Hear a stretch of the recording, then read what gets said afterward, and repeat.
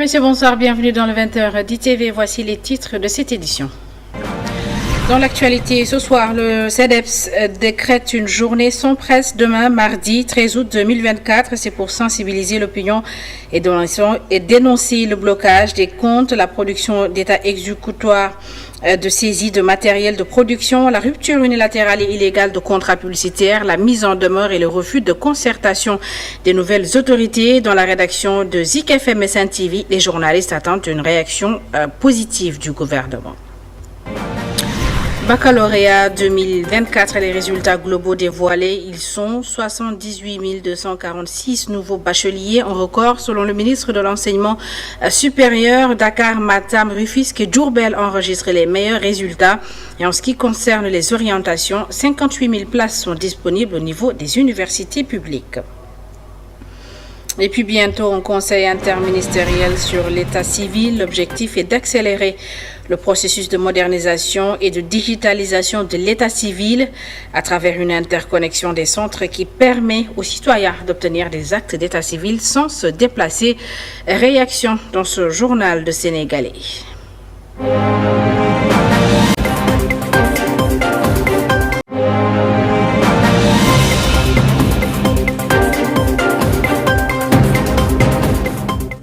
Bienvenue à toutes et à tous. Le patronat de la presse décrète une journée sans presse demain mardi 13 août 2024. C'est pour sensibiliser l'opinion et dénoncer le blocage des comptes, la production d'état exécutoire, de saisie de matériel de production, la rupture unilatérale des contrats de publicité et la mise en demeure et le refus de concertation des nouvelles autorités. À la rédaction de Zik FM Saint TV, les journalistes rencontrés par notre reporter attendent une réaction positive de la part des autorités. Fatimata Bintouba et Moussa Dia. À l'unanimité, la journée sans presse risque de faire très mal aux acteurs de la presse. Telle est la conviction de Mambaignan. Il vient de finir la présentation du bulletin d'information. De vous retrouver pour la Le journaliste espère qu'avec cette action, l'État va entendre les revendications. Je pense que rien n'est plus normal pour une boîte de se faire entendre si les choses ne vont plus. Et c'est ce que nous vivons au niveau de la presse. Nous savons tous que l'État est en train d'exercer une certaine pression au niveau de la presse. Les patrons de presse l'ont dénoncé, mais malheureusement, c'est pour faire face au mutisme du gouvernement. Alors que cette situation, peut-être pour la décanter, on n'a que donc cette possibilité de se faire entendre. Younoussa Baldé est du même avis. Une tache noire dans l'histoire de la presse sénégalaise, un bilan catastrophique pour le nouveau régime. Si réellement on s'achemine à cette journée et qu'il soit vraiment, qu'on la respecte, ce sera un recul démocratique, surtout pour ces nouvelles autorités. Parce que la presse, surtout au Sénégal, nous savons ce que nous représentons, ce quatrième pouvoir. Et personne, depuis ces 10 dernières années, personne n'occulte le rôle que la presse a joué pour le développement de la démocratie, surtout pendant les élections, les alternances, ces 3 alternances qui se sont succédées au Sénégal en 2000, en 2012 et en 2024. Pour la journaliste sportive Sornafal, tout pouvait se régler autour d'une table de négociation. Malin, il faut oser le dire. Moi, je pense que ce n'était pas le moment quand même d'en arriver là. Il fallait au préalable entamer des discussions pour pouvoir quand même trouver des solutions. Parce que les gouvernants ont besoin quand même de la presse. C'est le moment ou jamais de trouver des ententes ou bien de se retrouver sur une table pour pouvoir discuter. Parce que c'est très difficile pour la presse sénégalaise quand même de s'en sortir. C'est très difficile et c'est lourd. Les charges sont très lourdes quand même. Il faut oser le dire. Plus de parution ni de diffusion ce mardi pour protester contre la persécution des médias par le pouvoir. La machine revendicative est en marche. Silence radio, écran noir, pas de parution, c'est le mot d'ordre et tout cela pour dire que la situation est plus que grave selon Ibrahima Lissafaye, membre de la coordination des associations de presse que je vous propose d'écouter. Je pense que c'est une mesure désespérée parce que les entreprises de presse n'ont plus le choix. Généralement, nous avions recours à une journée sans presse en dernier ressort. Mais là, par exemple, si le patronat décide d'entamer par une journée sans presse, c'est parce que la situation est très préoccupante. La situation est complètement désespérante. Et donc, nous attendons toujours une réaction des autorités pour trouver des solutions. Parce qu'en réalité, les problèmes de la presse ne datent pas d'aujourd'hui.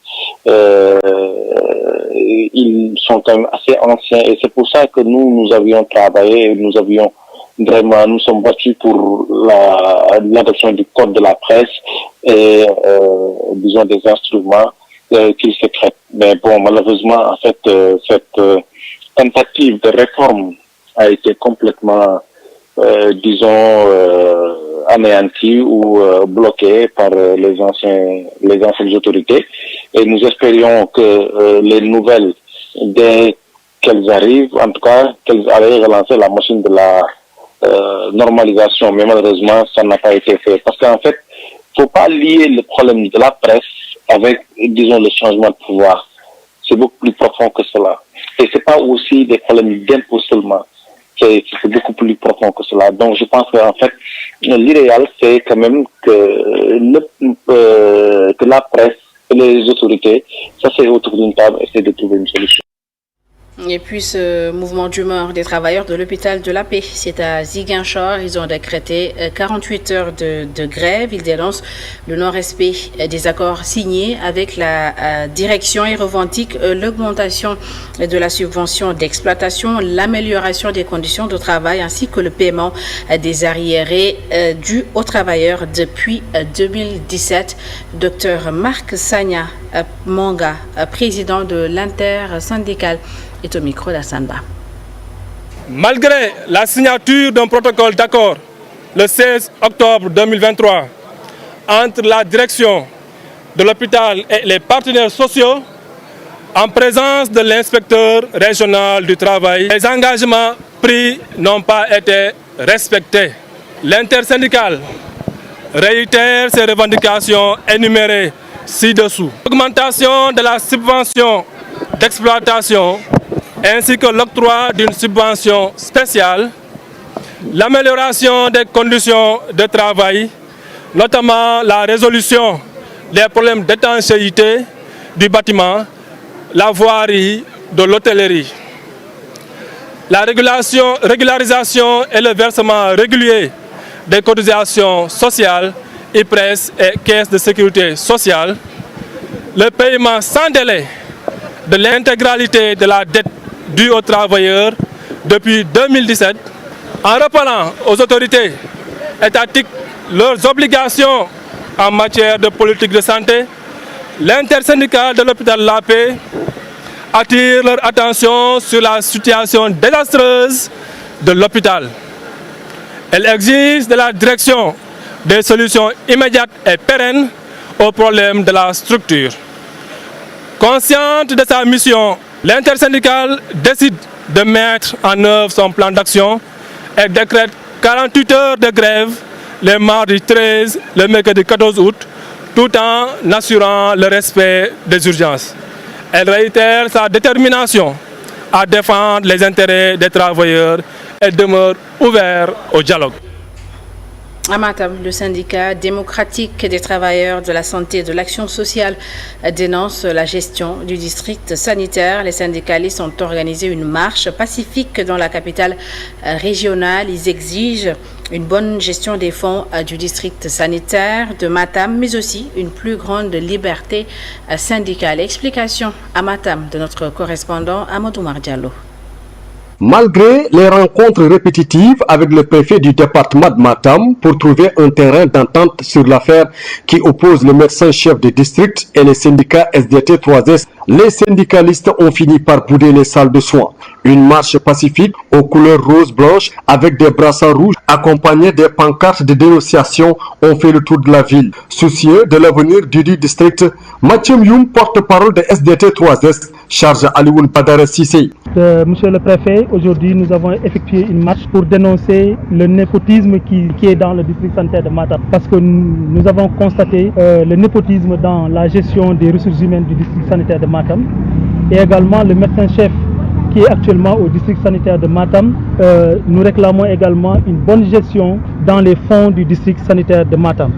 Également la transparence dans la gestion des ressources financières et nous réclamons également la liberté syndicale. Par ailleurs, le préfet Souleymane Ndiaye, après avoir échangé un poignet de main avec les syndicalistes, appelle ces derniers à faire recours au dialogue. Aujourd'hui, je voudrais vous appeler à capitaliser ces actes du 23 février et repartir sur de nouvelles bases en vue de privilégier encore une fois le dialogue. Parce que toutes les guerres se terminent autour d'une table.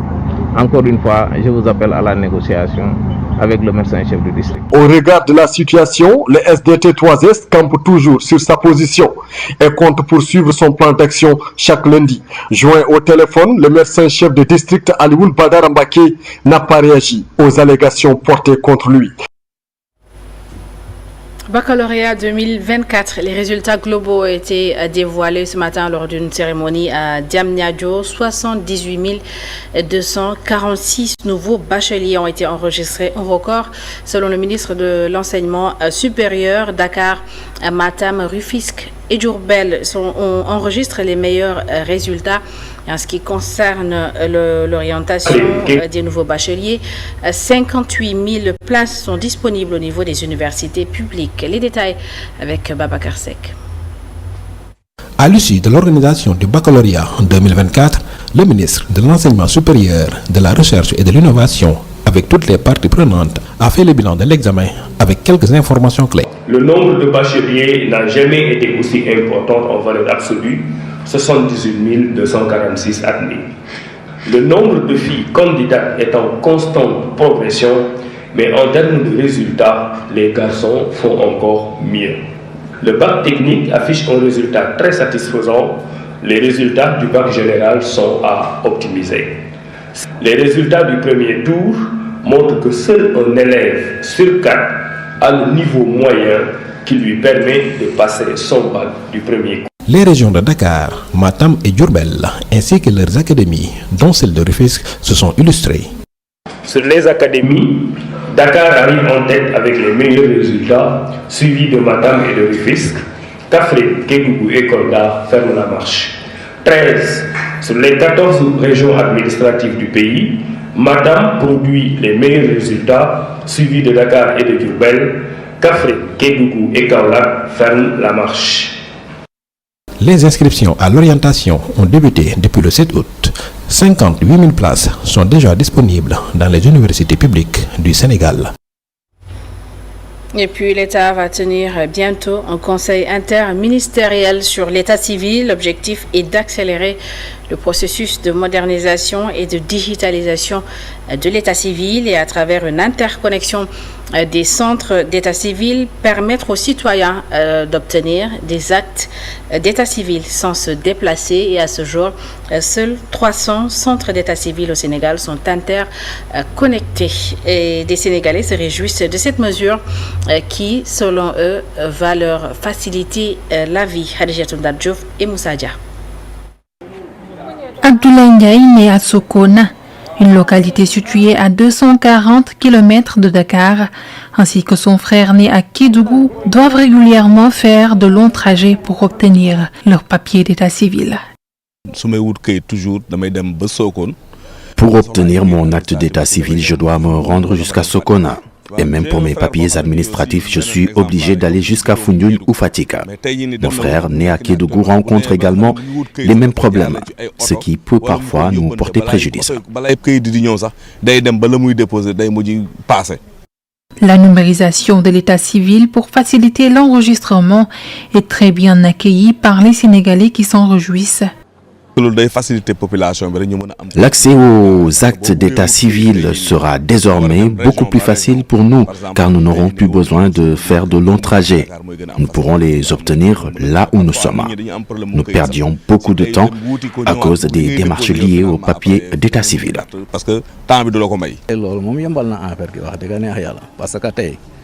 Cela nous arrange vraiment, car il arrive parfois que la situation soit tellement urgente qu'il n'est pas évident de faire de longs trajets pour obtenir les documents nécessaires.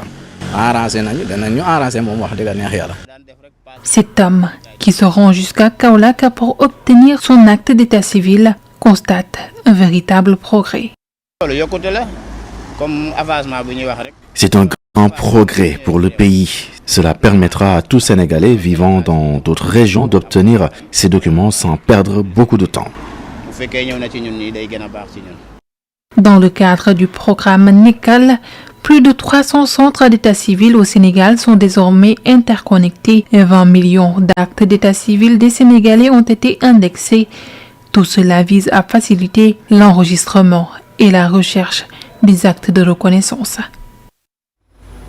Et dans le sud du pays, l'exploitation illicite des ressources forestières soulève des vives inquiétudes. Le ministre de l'Environnement et la Transition écologique déplore la complicité des communautés locales. Daoudongom demande l'implication des collectivités territoriales pour mettre un terme à l'exploitation clandestine de ressources forestières. Il s'exprimait en marge d'un forum sur les enjeux environnementaux liés à Blouf à Tchankessil. Daoudongom, que je vous propose d'écouter. Les seules reliques forestières que nous avons, les forêts, je veux dire, nous les avons en Casamance.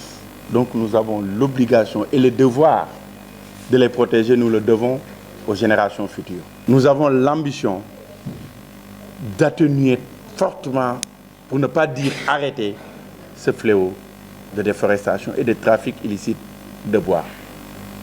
Parce que si du bois est coupé pour être amené dans un pays étranger, ben, les communautés aussi sont complices, il faut qu'on se dise la vérité. Les populations sont complices, en fait. Parce que celui qui vient, s'il n'avait pas de complicité au sein de la communauté, il ne pourrait pas faire ce qu'il a à faire. Mais j'exhorte les communautés à se ressaisir aussi, parce que les ressources vous appartiennent. Je dis souvent, les agents des eaux et forêts qui viennent chez vous, les ressources ne les appartiennent pas, ne leur appartiennent pas. Les ressources appartiennent aux communautés. Vous avez à la limite des droits immémoriaux sur ces ressources. Vous dépendez de ces ressources. Donc ne laissez pas quelqu'un venir d'ailleurs et de couper vos arbres. Il y va de votre responsabilité. Et là, j'en appelle aux collectivités territoriales. Parce que je le dis souvent, les eaux et forêts n'ont pas assez d'effectifs pour mettre un agent derrière chaque arbre. Ce n'est pas possible. Ce sont vos ressources. Les eaux et forêts sont là. Il y a l'appui des forces de défense et de sécurité. Mais les communautés et les collectivités territoriales doivent jouer un rôle fondamental. À Kaffrine, le lancement d'un projet de renforcement de la résilience agricole en période de saison sèche. 58 000 habitants sont ciblés pour un coût global de 36 milliards de francs CFA. Le projet entre dans le cadre du projet de la mise en valeur du cours d'eau de Nyanija Bolong et dont le lancement officiel a eu lieu à Koungheul, Kaffrine et Tambacounda et Fatick sont concernés à terme et devra permettre de développer plusieurs activités génératrices de revenus. Boubacar Falbop.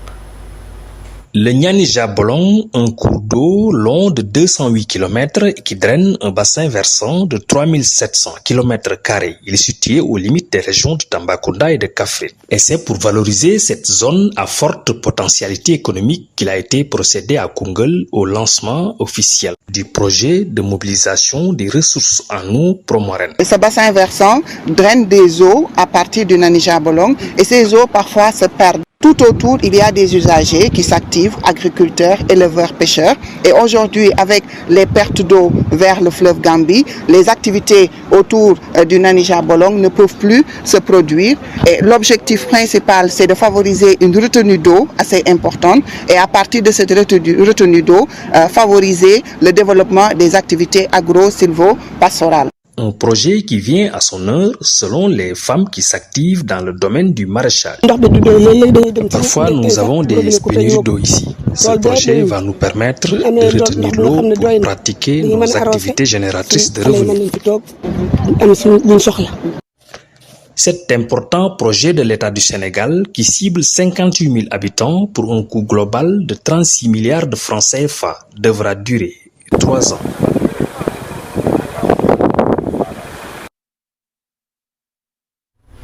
En politique, face à la forte probabilité de dissolution de l'Assemblée nationale, la société civile exprime ses préoccupations relatives au décalage qui existe entre les dispositions du code électoral et l'organisation de cette élection. Pour le parrainage, le directeur exécutif de l'ONG 3D propose 5 mesures pour corriger les manquements. Moundia Sissé.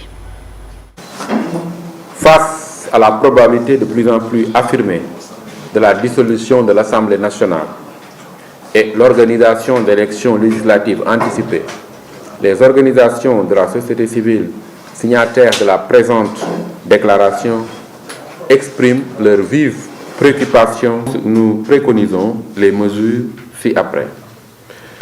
Réduire le nombre de parrainages requis. 2. Simplifier le système de collecte et de contrôle des parrainages. 3. Présenter le quitus attestant du dépôt de la caution lors du retrait des documents relatifs à la collecte des parrainages. 4. Réduire le délai de dépôt des candidatures. Et enfin, 5. Élargir la commission de contrôle et de validation des parrainages aux personnalités indépendantes. Et à l'occasion de la Journée mondiale de la jeunesse, le Pacte national de la jeunesse a procédé ce lundi au lancement du processus d'adoption nommé Djambar Acte, la responsabilité de la jeunesse dans la transformation systémique du Sénégal était le thème de cette édition et plus d'une centaine de jeunes ont pris part à cette rencontre multisectorielle pour ensemble construire le pays. Aminata Kor et Cheikh Tidiane Diouf pour les détails. Placé sous le thème Responsabilité de la jeunesse dans la transformation systématique du Sénégal, le Pacte national de la jeunesse qui regroupe plusieurs secteurs veut prôner le leadership des jeunes. A été initié pour permettre à la jeunesse de pouvoir prendre en charge la responsabilité du développement du Sénégal. Donc c'est une approche qui nous a permis de pouvoir arriver à 3 axes stratégiques, discuter, fédérer et co-construire. Pourquoi? Parce qu'à un moment donné de la vie de nos sociétés, il est important que toutes les forces vives se donnent la main pour travailler ensemble. Et quand en 2020 la Covid est venue, c'était le moment d'aller vers une solidarité nationale, de mobiliser tout le monde pour répondre aux défis, en tout cas accentués par la Covid, mais aussi l'après-Covid. Et ça nous a permis de mobiliser des jeunes ici et de la diaspora et dans les villages et autres pour pouvoir aujourd'hui construire un discours clair, prendre en charge les aspirations des jeunes et puis essayer de les traduire en action et surtout engager les jeunes dans des cadres pour concrétiser ces actions-là et enfin pouvoir formuler des recommandations et accompagner le gouvernement à les prendre en charge. Ainsi, pour le représentant du Conseil national de la jeunesse, le CNJ a pour mission de veiller sur les politiques publiques destinées aux jeunes. Nos missions, c'est de veiller sur les politiques publiques qui concernent spécifiquement les jeunes du Sénégal. Et dans ce contexte, il est important de se regrouper, de discuter, de prendre les préoccupations, les besoins et aspirations de nos pères jeunes afin de le porter comme de l'utiliser comme des quilles de plaidoyer par rapport à nos décideurs ou par rapport aux politiques publiques. Et je pense que ce cadre nous permet d'échanger avec nos pairs, de prendre des recommandations et de le proposer à l'État du Sénégal. La Journée mondiale de la jeunesse est célébrée ce lundi, une occasion pour le Pacte national de la jeunesse d'organiser des rencontres pour mieux aider et intégrer les jeunes dans les instances de décision. Et c'est la fin de cette édition. Merci à toutes et à tous de l'avoir suivi. Merci de votre fidélité. L'info continue sur emedia.sn. Bonne suite des programmes.